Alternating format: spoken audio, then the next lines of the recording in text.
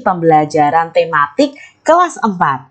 Nah, kita belajar di tema 1, indahnya kebersamaan, subtema 1, keberagaman budaya bangsaku, pembelajaran yang pertama. Kita langsung saja ya ke materinya. Tahukah kamu bahwa Indonesia itu terdiri atas banyak pulau, suku bangsa, tarian, rumah adat, serta agama? Ayo kita cari tahu lebih jauh tentang keberagaman itu. Nah, di sini kita akan belajar tentang budaya-budaya yang ada di Indonesia. Indonesia ini kaya akan suku, budaya, dan pulaunya itu sangat banyak adik-adik.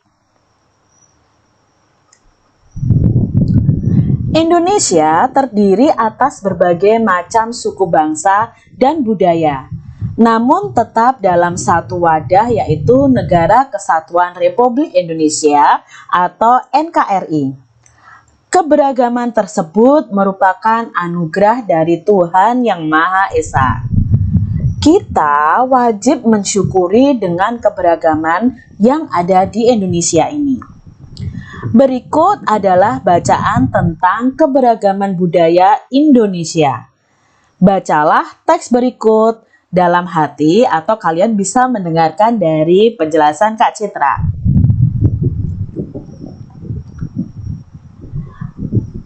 Paragraf yang pertama dari bacaan yang berjudul Pawai Budaya. Pawai budaya sangat menarik bagi warga kampung Babakan. Pawai ini selalu menampilkan keragaman budaya Indonesia. Udin dan teman-teman tidak pernah bosan menanti rombongan pawai lewat. Tahun ini mereka datang ke alun-alun untuk melihat pawai tersebut. Kakek Udin pun terlihat sabar menanti. Terdengar suara gendang yang menandakan rombongan pawai semakin dekat. Itu paragraf pertama. Lalu paragraf kedua, di barisan pawai terdepan terlihat rombongan dari Maluku. Rombongan laki-laki mengenakan kemeja putih, jas merah, dan topi tinggi dengan hiasan keemasan. Rombongan perempuan mengenakan baju cele. Baju ini terdiri dari atasan putih berlengan panjang serta rok lebar merah. Langkah mereka diiringi oleh suara tifa, alat musik dari Maluku. Bunyinya seperti gendang, namun bentuknya lebih ramping dan panjang. Budaya Maluku sangat unik dan menarik. Paragraf yang ketiga. Budaya Bali terkenal karena bunyi musiknya yang berbeda. Rombongan dari Bali membunyikan alat musik daerahnya, cengceng namanya. Alat ini berbentuk seperti dua keping simbal yang terbuat dari logam. Nyaring bunyinya ketika kedua keping ini dipadukan. Paragraf yang keempat. Rombongan dari Bali diikuti oleh rombongan dari Toraja. Wanita Toraja memakai pakaian adat yang disebut baju poko. Rombongan laki-laki menggunakan pakaian adat yang disebut sepa talung buku. Rombongan Toraja membunyikan alat musik khas mereka, papompang namanya. Alat musik ini berupa suling bambu besar yang bentuknya seperti angklung. Unik bentuknya, unik pula suaranya atau bunyinya. Budaya Toraja sangat menarik untuk dipelajari. Paragraf yang kelima. Udin dan teman-teman senang melihat pawai budaya. Selalu ada hal baru yang mereka perhatikan setiap tahun. Pakaian adat dari berbagai suku di Indonesia selalu menyenangkan untuk diamati. Benar kata Ibu Udin, kebudayaan Indonesia memang sangat beragam. kaya, dan mengagumkan. Nah, itu tadi pawai budaya yang dilihat Udin dan teman-temannya. Ada 5 paragraf yang kita baca. Setiap bacaan biasanya terdiri atas beberapa paragraf. Nah, setiap paragraf itu memiliki gagasan pokok yang didukung oleh gagasan pendukung. Paragraf itu biasanya kita tahu itu paragraf itu ciri-cirinya kalimat pertama itu pasti ditulis menjorok ke dalam adik-adik. Jadi itu adalah paragraf. Nah, kalau bacaan biasanya terdiri dari beberapa paragraf. Tadi ada 5 paragraf. Nah, di setiap paragraf itu ada kalimat-kalimatnya. Nah, dalam kalimat-kalimat di paragraf tersebut itu mengandung gagasan pokok dan gagasan pendukung. Apa itu gagasan pokok? Gagasan pokok adalah ide utama yang dibahas dalam suatu bacaan. Dapat berupa kalimat inti atau berupa pokok paragraf. Sedangkan gagasan pendukung adalah uraian atau tambahan informasi untuk gagasan pokok. Kita baca paragraf kedua dan mencari tahu gagasan pokok dan gagasan pendukungnya adik-adik. Nah, di sini Kak Citra sudah menuliskan paragraf 2 dalam beberapa kalimat. Jadi, satu paragraf itu terdiri dari beberapa kalimat. Bacaan tadi ada 7 kalimat yang akan kita pelajari. Nah, 7 kalimat ini kita akan cari tahu mana gagasan pokok, mana gagasan pendukungnya. Untuk kalimat yang pertama, di barisan pawai terdepan terlihat rombongan dari Maluku. Nah, yang kalimat berikutnya, rombongan laki-laki mengenakan kemeja putih, jas merah, dan topi tinggi dengan hiasan keemasan. Berarti kalimat kedua ini menjelaskan kalimat pertama. Jadi kalimat pertama ini disebut gagasan pokok dan kalimat kedua disebut gagasan pendukung. Kita lihat kalimat yang ketiga. Rombongan perempuan mengenakan baju cele. Baju ini terdiri atas atasan putih berlengan panjang serta rok lebar merah. Langkah mereka diiringi oleh suara tifa, alat musik dari Maluku. Bunyinya seperti gendang namun bentuknya lebih ramping dan panjang. Budaya Maluku sangat unik dan menarik. Nah, di sini masih menjelaskan tentang rombongan dari Maluku. Jadi kalimat selanjutnya ini termasuk dalam gagasan pendukung. Kita lihat di paragraf yang ketiga juga adik-adik. Jadi paragraf ketiga ini ada 4 kalimat. Nah, supaya kalian bisa memahami apa itu gagasan pokok dan gagasan pendukung. Budaya Bali terkenal karena bunyi musiknya yang berbeda. Rombongan dari Bali membunyikan alat musik daerahnya, ceng-ceng namanya. Jadi kalimat kedua ini menjelaskan kalimat pertama. Karena kalimat pertama itu intinya adalah budaya Bali itu terkenal dengan bunyi musiknya yang berbeda. Maka kalimat pertama ini adalah gagasan pokok.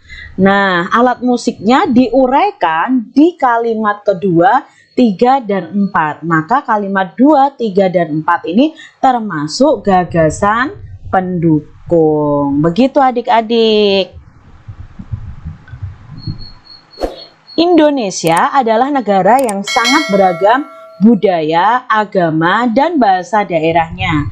Sebagai warga negara yang baik, kita wajib menghargai keberagaman tersebut. Ini adalah keberagaman bangsa kita adik-adik. Lihat ya, bangsa Indonesia ini terdiri dari beribu-ribu pulau. Tapi khusus untuk provinsinya, kita sudah memiliki 34 provinsi. 34 provinsi itu memiliki ciri khas yang berbeda-beda. Dari pakaian adat, tari, senjata, rumah, makanan juga bisa adik-adik. Nah, ini adalah contoh keberagaman yang ada di bangsa Indonesia. Dari yang pertama dari Aceh, Sumatera Utara, Sumatera Barat, Riau. Kalian lihat di sini, mereka memiliki kebudayaan masing-masing. Nah, kita mau lihat nih, dari 34 provinsi ini kebudayaan seperti apa. Kak Citra hanya akan cantumkan saja, kalian bisa baca ya adik-adik ya. Nah, ini adalah provinsi berikutnya, ada Sumatera Selatan, Bangka Belitung, Bengkulu, Lampung, DKI Jakarta, Jawa Barat, memiliki keunikan masing-masing.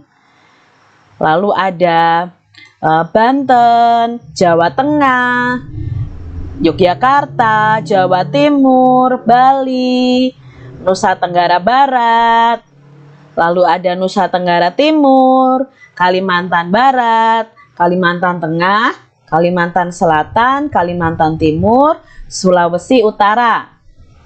Lalu ada Sulawesi Barat, Sulawesi Tengah, Sulawesi Tenggara, Sulawesi Selatan, Gorontalo, Maluku, lalu ada Maluku Utara, Papua Barat, Papua, dan Kalimantan Utara. Nah, itu tadi ciri khas dari masing-masing provinsi yang ada di Indonesia. Coba kalian sebutkan adik-adik, kalian berasal dari provinsi mana? Bisa kalian tulis ya di kolom komentar. Nah, adik-adik kalian juga bisa bertanya ke teman-teman kalian asal daerah mereka. Lalu tanyakan juga apa sih ciri khas dari asal atau dari daerah mereka masing-masing. Setelah mendapatkan informasi di atas, jawablah pertanyaan berikut. Apakah kalian semua berasal dari daerah yang sama? Jelaskan. Nah, mungkin ada yang berasal dari daerah yang sama, ada yang berbeda ya. Ya, mungkin ada yang dari Jawa Tengah, ada yang dari Bali, ada yang dari Jawa Barat. Mungkin asal daerah kita berbeda-beda. Kalau Kak Citra dari Jawa Tengah. Nah, apakah kalian mempunyai ciri khas daerah yang sama? Coba jelaskan. Nah, ciri khasnya tidak ya, ciri khasnya berbeda. Masing-masing daerah itu memiliki ciri khas masing-masing. Bagaimana sikap yang seharusnya kalian tunjukkan terhadap perbedaan yang ada? Nah, kita harus tetap hidup rukun, saling menghargai, tidak mengejek ciri khas daerah teman kita yang lain. Indonesia terdiri atas berbagai macam suku bangsa dan budaya, namun tetap dalam satu wadah, yaitu Negara Kesatuan Republik Indonesia. Keragaman tersebut merupakan identitas bangsa Indonesia yang membuat bangsa Indonesia dikenal sebagai bangsa yang memiliki kekayaan budaya, suku, dan agama yang berbeda-beda. Keragaman tersebut merupakan anugerah dari Tuhan Yang Maha Esa. Kita wajib mensyukurinya adik-adik. Wujud syukur tersebut dapat dilakukan dalam bentuk sikap saling menghargai antar suku dan pemeluk agama atau kepercayaan yang berbeda. Mungkin ada yang beragama Islam, ada yang beragama Kristen, ada yang dari suku Jawa, suku Batak, dan lain sebagainya. Tetapi kita harus tetap saling menghargai. Sekarang, tuliskan pada kolom berikut apa yang telah kamu lakukan untuk menghargai perbedaan yang ada. Adik-adik bisa tuliskan di buku kalian masing-masing. Nah, di sini sikap yang harus dilakukan dalam menghargai keberagaman. Contohnya yang pernah kalian lakukan, mungkin bermain bersama dengan teman yang berlainan agama. Lalu tidak mengganggu teman yang berbeda agama saat sedang beribadah. Tidak mengejek suku dan agama orang lain, berteman dengan semua teman walaupun berbeda suku dan agama. Lalu berikutnya bisa memberi kesempatan teman untuk beribadah. Coba kalian sebutkan yang lain adik-adik yang kalian lakukan untuk menghargai perbedaan yang ada. Kamu juga bisa menuliskan contoh-contoh sikap tidak menghargai keberagaman yang kamu tak ketahui. Nah, sikap yang tidak menghargai keberagaman ini jangan dilakukan adik-adik. Nah, contohnya nih, bermain hanya dengan teman yang satu suku bangsa. Kalau tidak sama sukunya, aku tidak mau berteman. Tidak boleh adik-adik. Kalian tetap harus berteman dengan semua orang. Contoh lainnya nih adik-adik, sikap tidak menghargai keberagaman, yaitu mengejek agama dan suku orang lain. Hanya berteman dengan teman yang sama saja, sama agamanya. Lalu, tidak memberi kesempatan teman untuk beribadah, itu berarti kamu tidak menghargai keberagaman. Contoh lainnya juga adalah mengganggu teman yang sedang beribadah. Jangan dilakukan ya adik-adik ya. Sebagai anak Indonesia, aku merasa bangga terhadap keberagaman yang ada. Menghargai perbedaan merupakan wujud dari semangat persatuan dan kesatuan. Kita harus bangga adik-adik, bangsa Indonesia itu penuh keberagaman. Nah, di sini ada alat musik ya, alat musik dari berbagai macam provinsi yang ada di Indonesia. Nah, kita mau baca nih, alat musik ini tuh tentang apa ya? Selain kaya akan budaya, tarian, dan makanan khas daerah, Indonesia juga kaya akan jenis alat musik. Berikut adalah contoh alat musik yang dimiliki oleh berbagai suku di Indonesia. Nah, di sini ada angklung, ada saluang, ada kecapi, ada kendang, ada tifa. Cara memainkannya pun berbeda-beda adik-adik. Kecapi yang berasal dari Jawa Barat, nah ini kecapi ini berasal dari Jawa Barat, itu dimainkannya dengan cara dipetik ya adik-adik ya. Sampai Kak Citra salah ngomong nih ya. Nah ini dengan cara dipetik. Lalu angklung juga dari Jawa Barat, itu dimainkan dengan cara digoyangkan ya. Saluang itu mirip seperti seruling, ini berasal dari Sumatera Barat, dimainkan dengan cara ditiup. Kendang ini berasal dari Jawa Barat, Jawa Tengah juga ada kendang adik-adik. Nah ini dimainkannya dengan dipukul seperti tifa ini. Tifa ini berasal dari Papua. Nah dimainkannya juga dengan cara dipukul di bagian ininya ya, di bagian kulitnya ini nanti akan bergetar dan menghasilkan suara. Tulislah nama alat musik tradisional lain yang kamu ketahui. Jelaskan asal alat musik itu, cara memainkannya, serta cara terjadinya bunyi pada alat musik tersebut. Nah, di sini ada contohnya adalah alat musik suling yang berasal dari Jawa Barat. Cara memainkannya dan cara menghasilkan bunyinya, alat tersebut dimainkan dengan cara ditiup sehingga menimbulkan getaran udara dalam suling. Getaran tersebut menghasilkan bunyi. Nah, di sini Kak Citra punya contoh lagi yaitu kecapi. Kecapi tadi berasal dari Jawa Barat. Cara memainkannya dengan dipetik adik-adik. Lalu cara menghasilkan bunyinya bagaimana Kak Citra? Nah, ini dia. Dimainkan dengan cara dipetik. Nah, senar yang dipetik akan bergetar dan menghasilkan bunyi. Jadi ketika senarnya itu dipetik, senarnya akan bergetar. Nah, itulah yang akan menghasilkan bunyi. Lalu kendang. Kendang itu berasal dari Jawa Barat dan Jawa Tengah. Nah, dimainkannya dengan cara dipukul. Nah, bagian yang dipukul akan bergetar. Nah, karena bergetar akan menghasilkan bunyi. Lalu ada tifa. Tifa itu berasal dari Papua. Nah, tifa ini sama seperti kendang adik-adik, cuma dia lebih panjang dan lebih ramping. Cara memainkannya dengan dipukul. Sama, bagian yang dipukul akan bergetar sehingga menghasilkan bunyi. Lalu angklung. Nah, angklung ini berasal dari Jawa Barat. Dimainkan dengan cara digoyangkan. Bagian dalam bambu akan bergetar sehingga akan menghasilkan bunyi. Nah, dari alat musik ini kita jadi tahu adik-adik bahwa bunyi itu berasal dari benda yang bergetar. Coba ketika adik-adik berbicara, kalian pegang leher kalian. Nah, sebenarnya di situ ada pita suara di dalam bagian tubuh kita itu ada pita suara yang bergetar saat kita berbicara, maka keluarlah bunyi. Nah, ingat ya adik-adik ya, bunyi dihasilkan dari benda yang bergetar. Tuhan Yang Maha Esa menganugerahkan kita indera pendengar, yaitu telinga adik-adik.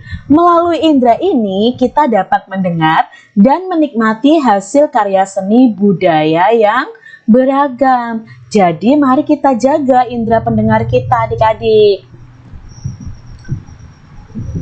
Segala macam bentuk bunyi berasal dari benda yang bergetar. Getaran dari suatu benda akan mengakibatkan udara di sekitarnya bergetar. Getaran tersebut akan menimbulkan gelombang bunyi di udara. Nah, benda-benda yang bergetar dan menghasilkan bunyi itu disebut dengan sumber bunyi. Bunyi dapat merambat adik-adik melalui benda padat, cair, dan gas. Akan tetapi, bunyi tidak dapat merambat pada ruang hampa. Ruang hampa itu apa toh Kak Citra? Ruang hampa itu ruang yang tidak ada udaranya. Mengapa? Karena bunyi itu akan merambat itu melalui benda padat, cair, dan gas, melalui udara di sekitar kita, sehingga kita bisa mendengarkan bunyi tersebut. Jika tidak ada udara di sekitar kita, otomatis kita tidak akan bisa mendengarkan bunyi tersebut. Begitu adik-adik penjelasannya. Nah, selesai juga ya untuk pembahasan kita di tema 1, subtema 1, pembelajaran 1 untuk adik-adik yang duduk di kelas 4